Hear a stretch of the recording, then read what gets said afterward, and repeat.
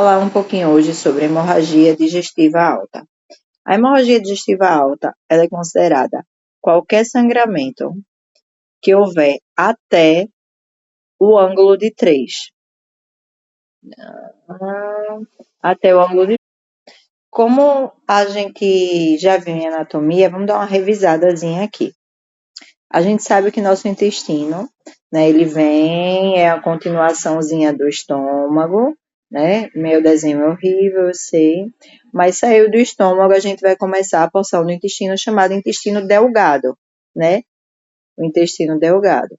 Esse intestino delgado, ele é formado por 3 partes. Quais são as 3 partes que formam o intestino delgado? O duodeno, o jejunum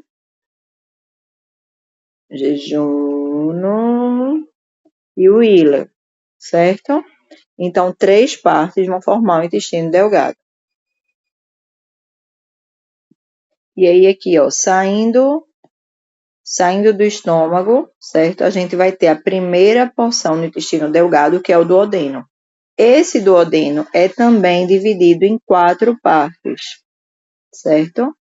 Que é primeira, segunda, terceira e quarta parte do duodeno. E ele vai fazer um caminhozinho aqui até chegar na segunda porção do delgado, que é o jejunum. Quando ele chegar nessa segunda porção do delgado, ele vai fazer uma dobrinha aqui, ó. Essa dobrinha, que é a flexura duodeno-jejunal, ou que vai formar esse ângulo de 3, tudo de sangramento que ocorrer até aqui, a gente vai chamar de hemorragia digestiva alta. Coisas importantes que a gente precisa saber sobre a hemorragia digestiva alta. Cerca de 80% se resolve espontaneamente. Tem resolução espontânea, certo? Espontânea. Isso é muito importante da gente saber por quê, para poder a gente entender quais as condutas que a gente vai ter mais na frente quando a gente identificar uma hemorragia digestiva alta. Sempre que chegar um paciente com sangramento do trato gastrointestinal, a gente vai pensar mais em hemorragia digestiva alta. Por quê? Porque das hemorragias digestivas, 80% são hemorragias digestivas altas. Então, chegou a hemorragia, a gente vai pensar primeiro que ela seja alta, porque a maior probabilidade é que ela seja alta. E se a gente pensar, se a gente souber que essa hemorragia realmente é hemorragia digestiva alta, ou seja, que ela aconteceu até o ângulo de 3, que é a flexura duodeno-jejunal, a gente vai pensar que a maior chance é que isso tenha acontecido por uma doença de úlcera péptica, certo? Porque das hemorragias digestiva alta, 80% delas é por doença de úlcera péptica. Então, só 20% vai ser de origem varicosa, que são as varizes que ficam no esôfago. Varicosas. Então, se a gente pensar em hemorragia digestiva, a gente vai pensar principalmente que ela seja alta. E se a gente pensar que ela é alta, a principal hipótese diagnóstica é que seja por úlcera péptica. Uma coisa que a gente não tinha ouvido falar é que dessas varicosas, que além dessas doenças de úlcera péptica, ou seja, das não varicosas, né, porque a varicosa está aqui. A doença de úlcera péptica, ela é não varicosa, ela não tem origem de varize, ela tem origem de uma úlcera péptica, ou seja, que ocorreu ou no estômago ou no duodeno. Aí, dessas aqui, a gente também, além da doença de úlcera péptica, na parte não varicosa, a gente também pode ter o cometimento de uma situação que é chamada de Mallory, eu acho que é assim, Mallory Weiss. Eu estou lendo, escrevendo do jeito que eu leio, eu lendo do jeito que eu escrevo. E o que é isso? Isso aqui é uma laceração do esôfago, tem o esôfago, a pessoa vomitou tanto que acabou lacerando o esôfago. Então, vai ser isso aqui, uma síndrome, né, de Mallory-Weiss, que é essa laceração esofágica, laceração da mucosa esofágica por conta de vômitos repetidos. Fora essas causas que a gente falou, existem várias outras. A pessoa pode ter sangramento por conta de gastrite, esofagite, por conta de neoplasia, angiodisplasia, por várias outras causas, mas as principais são essas aqui. Então, a gente vai falar um pouquinho sobre elas e o que é que a gente vai encontrar no paciente e como a gente vai proceder caso a gente encontre.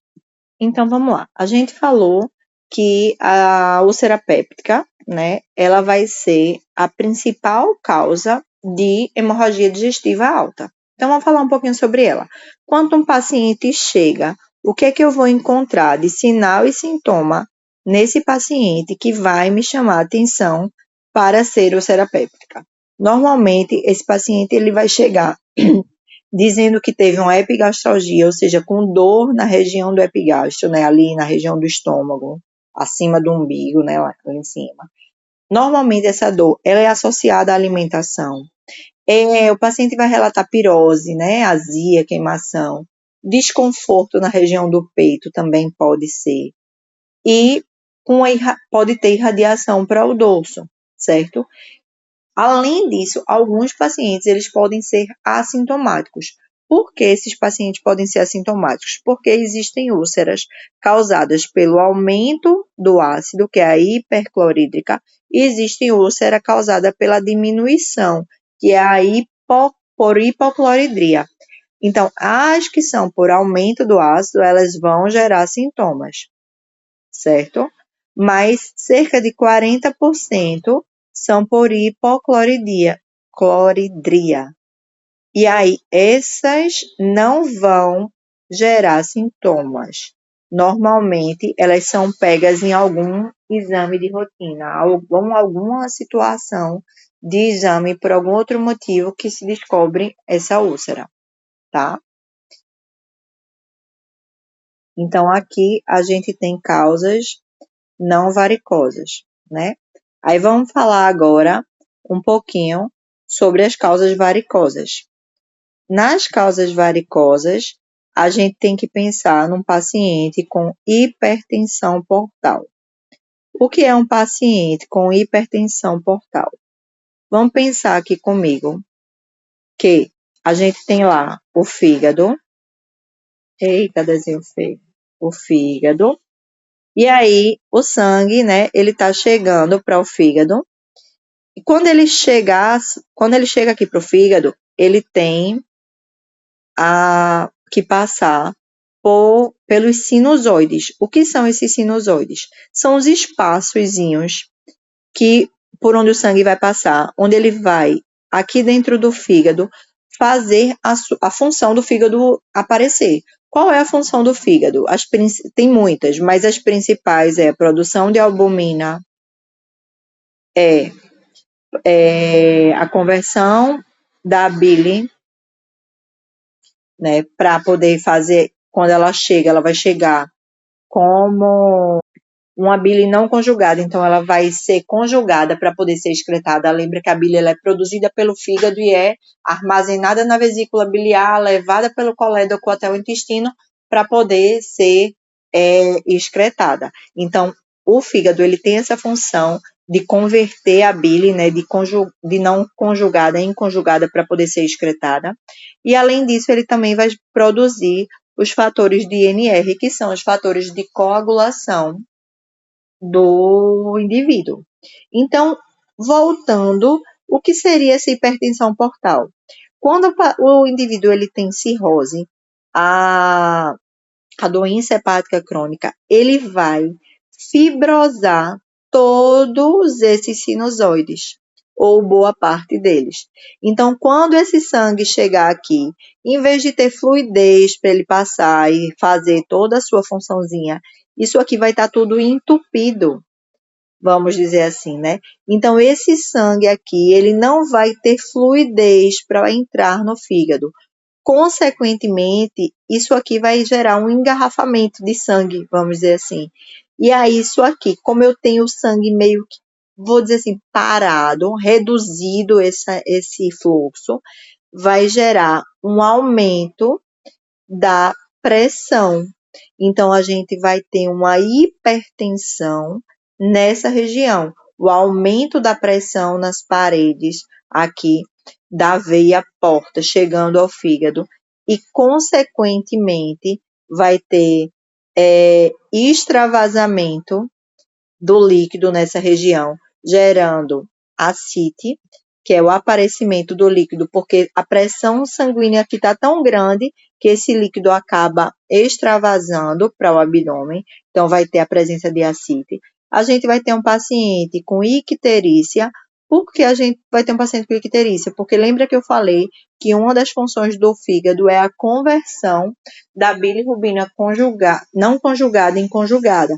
Então, se eu não tenho essa conversão, essa bile não consegue ser tirada do organismo, consequentemente, ela acaba se depositando na pele, na mucosa. Então, a gente vai ter um paciente com icterícia e também com circulação colateral. Por quê? Porque esse sangue que está aqui, né, meio que entupido, vamos dizer, ele vai, todas as veiazinhas que tem aqui ao redor, elas vão estar muito cheias. Então, consequentemente, elas acabam aparecendo. Elas eram para estar escondidinhas ali no abdômen, elas acabam aparecendo, formando essa circulação colateral, também conhecida como cabeça de medusa. Então, aqui a gente falou um pouquinho sobre os sinais, né, que esse paciente vai apresentar para a gente pensar ou numa doença serosa péptica ou numa doença varicosa. O que esse paciente vai me apresentar? Se ele teve sangramento, ele vai chegar me contando o que foi que aconteceu, né?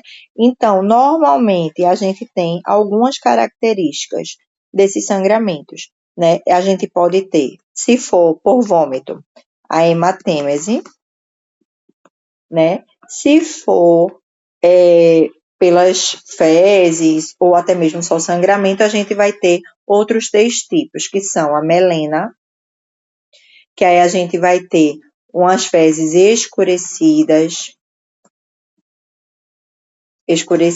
bem pretas mesmo, e muito fétida, certo? A gente vai ter fezes escurecida e bem fétida, a gente vai pensar aqui numa melena. Isso aqui é bem típico de HDA, de hemorragia digestiva alta. Se o paciente chegar com um histórico de fezes com raios de sangue vivo, a gente vai pensar que esse sangue acabou de sair de algum lugar e já saiu nas fezes. Então, a hematoquesia, que é esse sangue vivo, ela é mais comum de hemorragia digestiva baixa. É característico de hemorragia digestiva baixa. Por quê? Porque ela está ali, ó, no finalzinho do intestino, houve o sangramento e já saiu pelo reto. Então, a gente vai ter característica de um sangue vivo, certo? Fora isso, a gente também pode ter a enterorragia. O que é a enterorragia? A enterorragia é um tipo de sangramento que ela pode ter vindo tanto de hemorragia digestiva alta quanto de hemorragia digestiva baixa. Por quê? Porque ele vai estar praticamente evacuando só sangue. A gente vai ter sangue vivo e vai ter coágulo. E esse tipo aqui normalmente não está misturado com fezes. Ele vai ser só evacuação só de sangue mesmo. Então, aqui ele tanto pode vir de uma hemorragia digestiva alta quanto baixa. Já como a gente viu aqui em cima, se eu tiver melena, eu vou pensar em hemorragia digestiva alta. E se eu tiver hematoquesia, eu vou pensar em hemorragia digestiva baixa. Que no caso a gente vai ver em outro momento, a hemorragia digestiva baixa. E na anamnese, o que é que eu preciso saber do meu paciente que pode me levar a pensar, a ter mais certeza que a minha hipótese diagnóstica é uma hemorragia digestiva alta? Normalmente é um paciente que vem com uso prolongado de AINES, né? É um paciente etilista, que aí a gente vai pensar lá na hipertensão portal, por exemplo.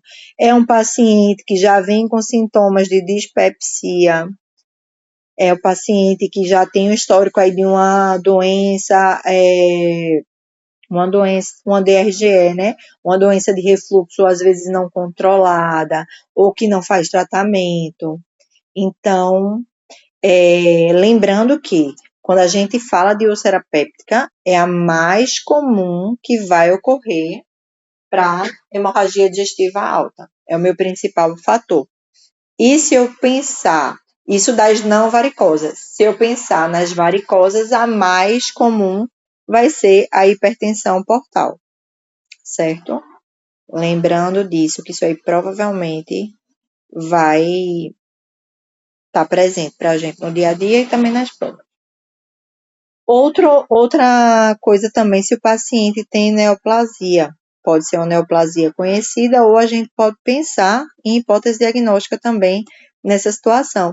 Por quê? Porque a neoplasia, ela pode sangrar, tipo, ter as fezes passando, por exemplo, e gerar esse sangramento, né? Ou se for, no caso da hemorragia digestiva alta, quando está até o duodeno ali, o iniciozinho, né, do intestino delgado, nas primeiras porções do duodeno, até a quarta, porque, tipo, a hemorragia digestiva alta, ela vai até a quarta porção do duodeno. Lembrando que vai até o ângulo de Treitz, que é a flexura duodeno jejunal, ou seja, o limite entre o duodeno e o jejum. Quando eu começo a minha investigação, o que é que eu preciso avaliar no meu paciente? Eu preciso ver a estabilidade dele, né? Eu vou precisar ver se esse meu paciente, como é que estão os sinais vitais, né? Eu preciso saber se ele está estável ou instável. Quando eu vejo meus sinais vitais, eu vou ver o quê? Eu vou ver minha pressão arterial. Se eu pensar numa pressão menor, uma pressão arterial sistólica menor do que 100, eu posso pensar em um paciente que está com início de choque. Se ele tiver uma frequência cardíaca, também um ataque cardíaco maior do que 100, eu também tenho que pensar nisso. Por quê? Porque é o meu corpo, coração batendo mais rápido, tentando compensar essa perda de sangue que está acontecendo. Quando eu faço o meu exame físico no paciente, eu vou olhar como é que está o abdômen dele, se está um abdômen flácido, se ele está rígido, porque se eu tiver um abdômen rígido, eu vou pensar que está tendo sangramento ali dentro, então eu preciso ter muita atenção para essa situação. Normalmente esse paciente vai apresentar também um abdômen doloroso, e além disso, eu também preciso fazer um exame proctológico. Eita, quase que não sai. Por que eu tenho que fazer esse exame proctológico? Porque se esse sangue tiver sido relatado nas fezes, por exemplo, eu posso pensar que, na verdade, pode ser uma hemorroida, né? O paciente pode estar com uma hemorroida ou interna ou externa na região anal. O paciente pode ter também tumor, então eu preciso fazer um exame físico de qualidade para poder entender qual é a etiologia desse sangramento. Fiz o meu exame físico, o que é que eu vou fazer agora? Eu vou fazer meus exames complementares. O que é que eu peço de exame laboratorial para esse meu paciente como exame complementar? Eu vou pedir hemograma. Por que eu peço hemograma? Porque eu preciso ver como é que está a hemoglobina dele, se já teve, se já está afetando, se tem uma anemia, se eu vou precisar fazer uma reposição, né, de transfusão sanguínea. Eu preciso pedir um coagulograma para ver se está tudo bem, se ele está coagulando normalmente, ou se a gente vai precisar trabalhar, fazer reposição dos hemocomponentes para poder organizar isso. E eu preciso pedir também uma tipagem sanguínea, justamente porque se eu precisar fazer sangue nesse paciente, eu preciso saber qual é o tipo sanguíneo dele, né? Além disso, eu preciso entender como está a função renal do meu paciente. Aí, para a função renal do meu paciente, o que é que eu vou pedir? Vou pedir ureia e creatinina, né? Eu preciso solicitar também como é que está a função hepática desse paciente. Aí lembra que eu falei que função hepática a gente vai pedir albumina, a gente vai pedir bilirrubina e a gente vai pedir o INR do paciente para ver se ele está alargado ou se está normal. E além disso, a gente vai pedir uma gasometria desse paciente para poder avaliar se a gente já tem alguma alteração aí de acidose metabólica nesse sangue. Se a gente falar num paciente estável, eu olhei lá meus sinais, vi que o paciente está com a pressão tranquila, né, acima de 100, minha pressão arterial sistólica. Eu vi que meu paciente não está com a frequência cardíaca aumentada, ou seja, não está acima de 100, não está taquicárdico. Se esse paciente está estável, eu vou pensar em fazer uma endoscopia digestiva alta em até 24 horas, porque me dá mais chance de pegar a fonte de sangramento. Fui lá fazer minha endoscopia e quando eu entrei, né, com o meu endoscópico, eu percebi a fonte de sangramento. Aí existe uma classificação para esse tipo de achado. Essa classificação, ela é chamada de Forrest. Então, vamos lá entender o que é essa classificação de Forrest. Eu entrei com endoscópio. Eita, tá bom, tá ruim hoje o negócio. E eu encontrei a fonte de sangramento, certo? Se essa fonte de sangramento estiver jorrando, tiver lá um fio jorrando, eu vou dizer que esse Forrest, ele é 1A. É quando eu tenho hemorragia em jato. Se eu entrei e encontrei esse sangue só escorrendo pelo cantinho, eu vou dizer que eu tenho hemorragia em lençol, e aí eu vou classificar como Forrest 1B. As duas situações eu estou vendo sangramento. Mas, se eu encontrei e eu só vi uma região onde tem uma elevaçãozinha, que eu desconfiei que é ali o local de sangramento, eu vou dizer que eu tenho um Forrest 2A. Só tem a elevação. Pode ter ou não mudança de coloração nessa região. Se eu encontro um coágulo aderido, eu vou dizer que eu tenho uma Forrest 2B, coágulo aderido. Já se eu olhar e ver uma região com algo diferentezinho, mas eu percebo que ali só tem o que a gente chama de hematina, que aí já está aquele fundo branco, onde eu percebo que teve alguma coisa diferente ali, tem uma cobertura de hematina, aí eu vou dizer que eu encontrei um Forrest 2C, que é a cobertura de hematina. Já está uma cobertura esbranquiçada, tá? Então, fora isso, eu consigo também encontrar uma região onde eu vejo uma base clara e vejo fibrina, ou seja, já está tendo reparo ali naquela região. Então, não tem sangramento e tem fibrina. Eu vou dizer que eu encontrei um Forrest 3. E aí, então, a gente já olhou, a gente já entendeu quais os sintomas que o paciente chega, os sinais, quais as características, como é que eu vou classificar em ser melena, hematoquesia, enterorragia, hematêmese. Eu já entendi quais os exames que eu solicito, eu vou pedir hemograma, vou ver função renal, função hepática. Eu já solicitei uma endoscopia, idealmente, de forma ideal, antes das 24 horas. Aí o que é que eu vou encontrar? Vou ver onde foi esse sangramento e vou classificar de acordo com o meu achado. Obviamente, isso aí também depende do tempo, porque eu preciso que o meu paciente esteja estável, com uma pressão arterial sistólica maior que 100, que ele não tenha uma frequência cardíaca aumentada, ou seja, não pode ter taquicardia, para eu dizer que meu paciente está estável, eu solicito a minha endoscopia.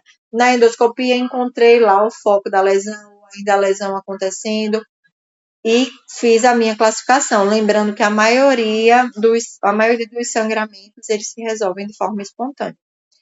Aí eu preciso saber o que é que eu vou fazer com esse paciente. Eu vou internar, eu vou liberar para casa para avaliação de forma ambulatorial. Para isso, eu tenho um outro score. Eu sei que é muita coisa, eu também acho. Aí eu vou pensar no score de rock, eu acho que é rocal, mas se escreve assim. Nesse score, eu vou fazer algumas avaliações. Eu vou avaliar a idade do meu paciente, eu vou avaliar o estado hemodinâmico, hemodinâmico. Eu vou ver se meu paciente tem doenças associadas. Essas doenças são aquelas que a gente viu. Se o paciente já tem uma hepatopatia crônica, se o paciente tem insuficiência cardíaca, por exemplo, o paciente é um portador de câncer. E, além disso, eu ainda vou olhar se eu tenho um diagnóstico, se eu conseguir fechar um diagnóstico para esse paciente, e se ele tem sinal de hemorragia recente. Aí, o que que acontece? Cada bichinho desse aqui vai ter um número. Eu acredito que ele não vai cobrar da gente exatamente, mas eu vou falar só para a gente ter noção do que está sendo cobrado, e a gente precisa saber que se esse score der a partir de 3, a gente precisa internar o paciente. Internar a partir de 3. Aí a minha idade, se o paciente tiver menos de 60 anos, eu vou contar 0. Se ele tiver entre 60 e 79, eu vou contar 1. Se ele tiver maior do que 80 anos, ele vai contar já 2 pontos. Então, já tem bastante chance de internar, né? O meu estado hemodinâmico, se o paciente tiver uma pressão arterial, como eu falei, se eu tenho um paciente que ele não tem sinal de choque, não tem choque. O que é não ter choque?